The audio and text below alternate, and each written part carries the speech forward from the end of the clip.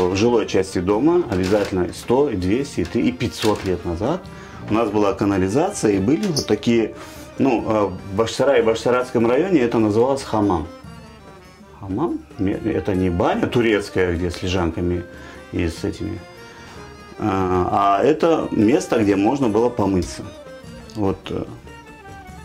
И вот он такой, или судулабы, как на Южном берегу, да, говорили, южнобережный, судулабы, то есть дулаб, душевая кабинка.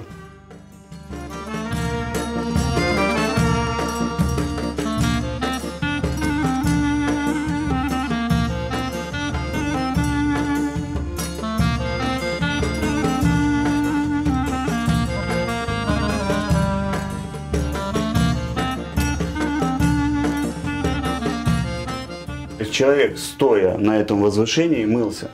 Потому что там же опять мы читаем, значит, что если ты стоишь и моешься, и стоишь в воде, то потом нужно ноги отдельно помыть.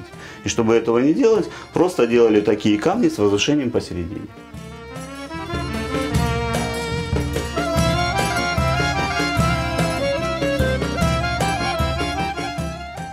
С собой приносили воду, а отвод воды, ну, была специальная система отвода воды. Ну, то есть это или керамические трубы, или как мы вот здесь, мы когда копали фундамент там для нового дома, то мы нашли вот эти вот каменные желоба.